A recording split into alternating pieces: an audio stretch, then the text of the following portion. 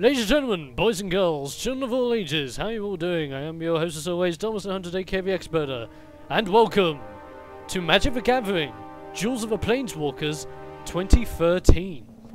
Now you may remember from some of my older videos that I did a few videos on Magic the Gathering 2012.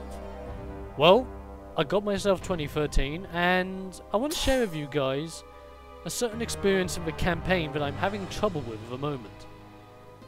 This is going to be a mini playthrough session where it's kind of like what I'm doing with Pokemon of the Inventory, where this is going to be every now and again I will do an installment of this, but don't think of it as a fully fledged Let's Play, just think of it as a occasional visit Let's Play. It's like a side visit playthrough, let's put it that way. Well, I'll either do campaign matches, any of the campaign matches for that matter, or just do random matches in general. So, I'm currently stuck at the moment facing Ajani in the campaign. Ajani has a 2-star on his creature size, 3 stars on his deck speed, 1 star on his deck flexibility, and 4 stars on his card synergy. And I don't know what it is, I'm just having a tough time dealing with him, but I'm going to try to deal with him today using Jace's deck, aka known as the Dream Puppets deck. Let's see how well I do as we get Rudy Poo. And this is Ajani. Don't worry, I'll show you guys his profile in a minute after you've seen him look epic. Where he's like, "Wah! Suck my dick, you dragon bastard!" No, I'm kidding. So yes, Ajani, caller of the Pride. He is a Leonin male, apparent age of 30. He is 6'6" and weighs 250 pounds. He has a white mana based aura. He uses white mana based aura magic. His favourite creatures are other Leonin or Champions of Light. His favourite spells are enchantments and rituals that strengthen others, and not himself. Distinguishing features: blind in the left eye, carries a double-bladed axe, one blade of which belonged to his brother Jazal, murdered by an agent of Nico Bolas, which was that dragon that we saw a little bit earlier on.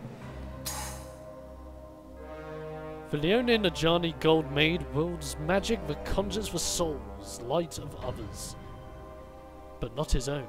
He is a master auramancer, enhancing the life force of allies as he defends them with absolute loyalty. Ajani is the only planeswalker to have faced Nicol Bolas in single combat and lived. Yeah, he's that awesome. And that's his quote: "One's blade is only as sharp as one's conviction." Nice quote. He has no known allies, sad face. His enemies, Nico Bolas. When Ajani's brother Jazal was murdered, Ajani followed a path back to the dragon mastermind Nico Bolas. The two faced off with a maelstrom on Alara, where Ajani conjured Nico Bolas's double, driving the dragon to a stalemate. Epic, if you think of it. And his associations: Sarkon Vol. On discovery of Jazal's lifeless body, Ajani's planeswalker spark ignited, sending him to nearby Jund. There he met dragon-worshipping planeswalker Sarkon Vol, who encouraged him to channel his rage to planeswalk home. Very interesting.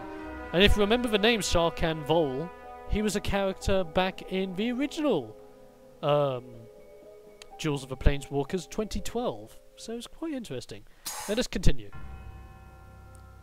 Nice bit of artwork there by McCann. Was that Michael or Mikal Cormac? Let me know.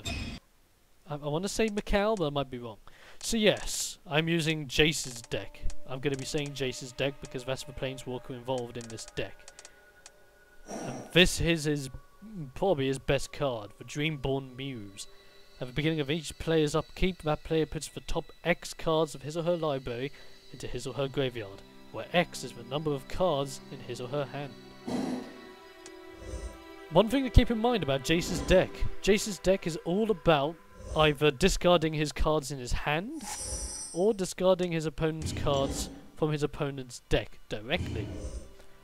There's something unique about Jace's deck, plus he's also very good at counter spells and basically spell denying, which is always nice.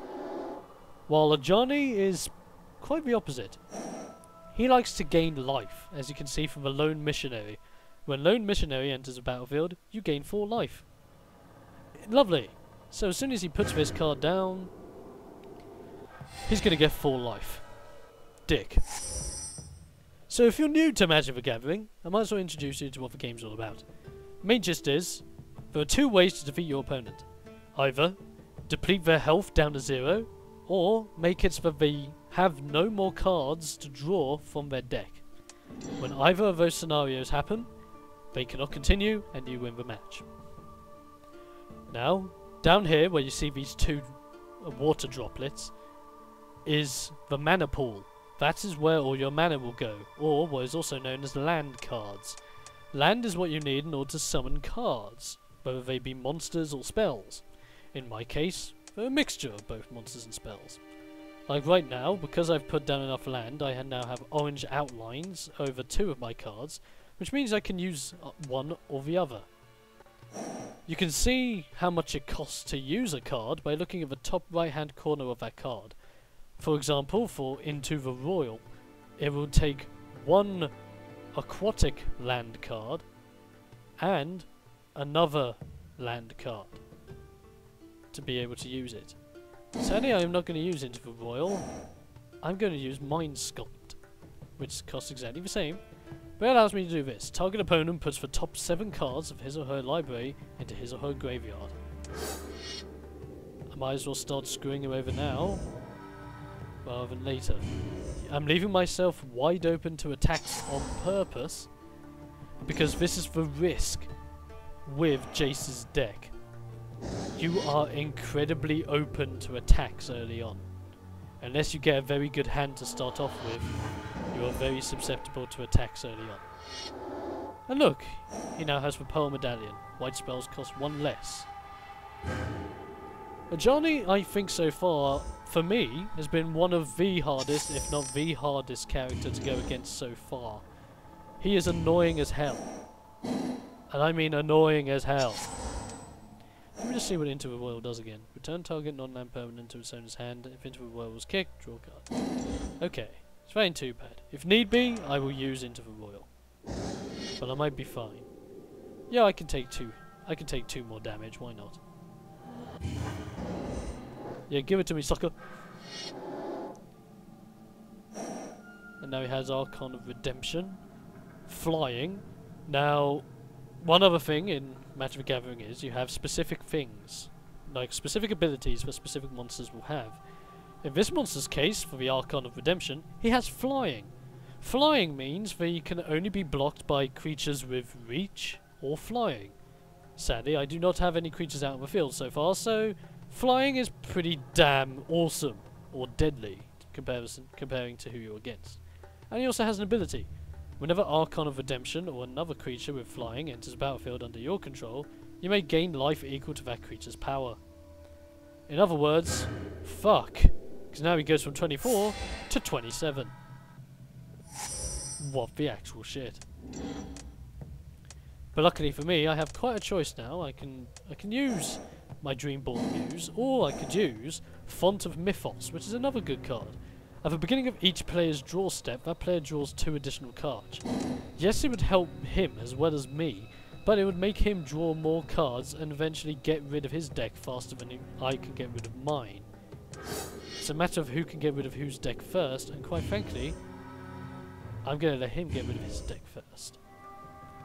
Now I'm putting my Muse out on the field, which, in case you forgot, at the beginning of each player's upkeep, that player puts the top X cards of his or her library into his or her graveyard, where X is the number of cards on his or her hand. I'm just going to keep up to date on how many cards I have in my hand, then I can sort it all out.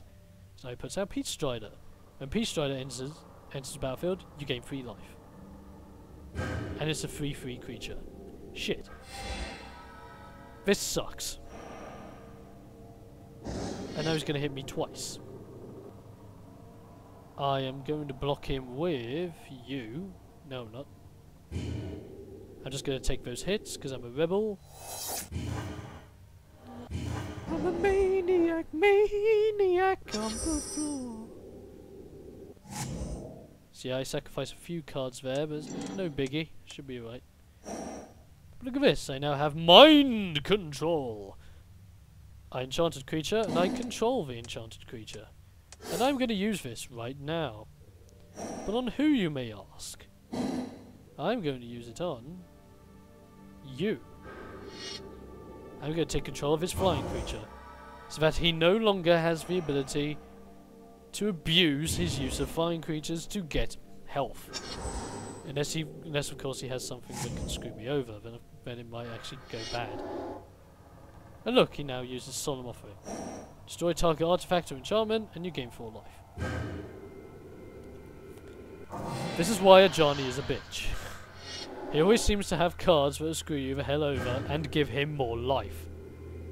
Just look at that, he now has 37, while I have 11. Is this fair? No.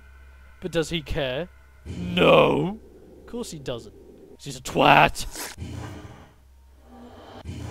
But now I'm down to 6, he's down to 30, he's up to 37. Not going well in my favour so far.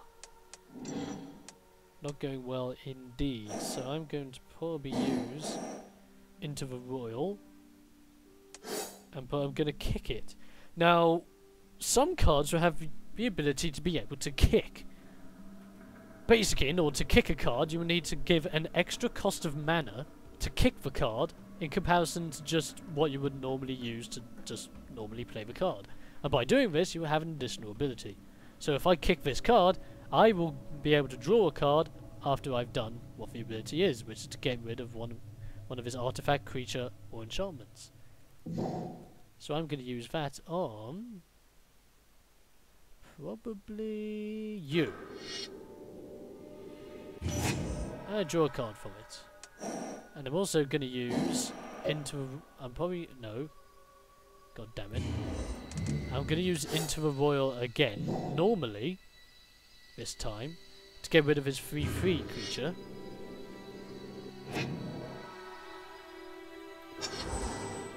And of course, he gets rid of more cards, bringing him down to 30 in his deck.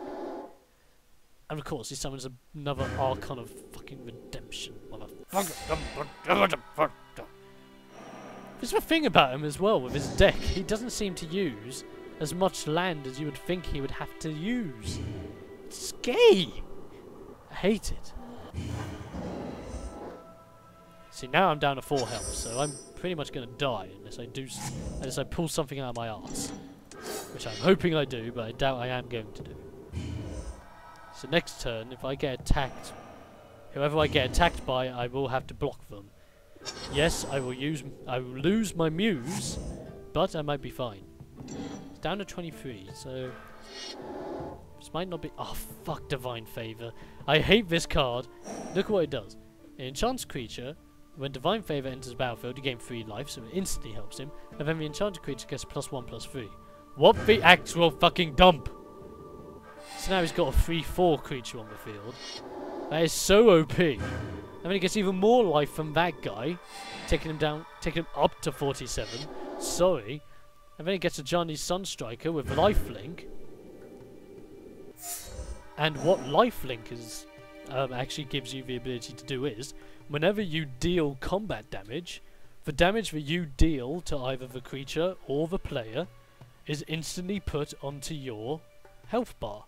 So in this case, if Ajani's Sunstriker just attacked me next turn, then Ajani will get 2 health points from it, because Ajani's Sunstriker has 2 attack. And I'm fucked regardless. Yay. Yay. Ugh. I've lost this anyway, but fuck.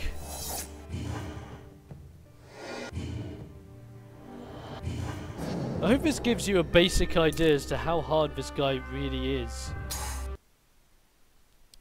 Because that might just be a matter of the fact that I herp the derp. But no, it's hard. Trust me, it's friggin' hard. And so sadly this part is going to come to an end, and I do apologise for it. However, if you do want to see how the next round goes, as well as the rounds afterwards, you can check on the screen now for the annotations. These annotations will take you to whichever round you fancy watching next. You will be able to see my epic win against Ajani in the next round, my first use of Ajani's deck the round after, and of course, a introduction to Plane Chase, which is the new mode in Magic the Gathering Duels of the Planeswalkers 2013. So please choose your match, and well, I'll see you in those videos, and I'll see you in the future. So until next time, goodbye fellow gamers, goodbye, and I'll be seeing you guys on the battlefield.